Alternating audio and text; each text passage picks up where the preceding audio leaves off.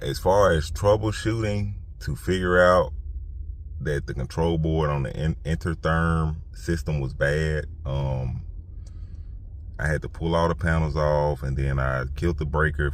First off, I killed the breaker because those wires are hot. They got power running to them all the time. So you have to kill the breaker so you don't, electrocute yourself or whatever.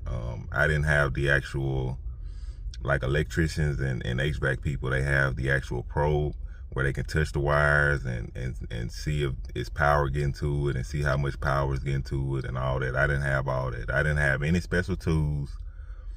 But the blower on my system, I think it's called the ECM blower.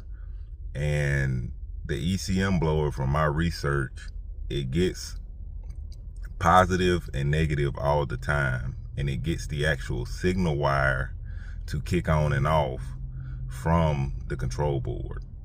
So the control board signals it to come on and off.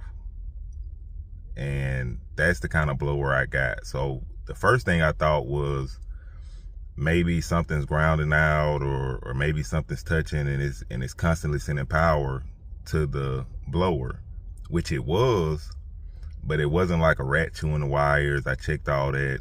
It wasn't the thermostat going bad. I checked that. It wasn't the AC unit outside going bad. I checked that. Everything was working as normal with the thermostat, with the AC kicking on, with the heat kicking on, with the thermostat kicking on and off with the temperature. Everything was working normal. It's just when it was calling for it to turn off, like once the temp reached the certain temp, the fan would just keep blowing. And the only way to stop it was to kill the breaker. So you have to figure out which breaker controls the HVAC, the furnace, all that. And you have to figure out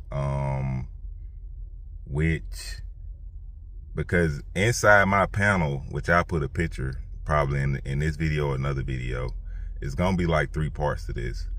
But inside my panel, there are actually breakers. So those breakers, you can kill it at right there, but I would kill mine at my main breaker, like the house breaker, the house box, to where it's not even sending power to the breaker on the actual unit. I would just kill the entire power.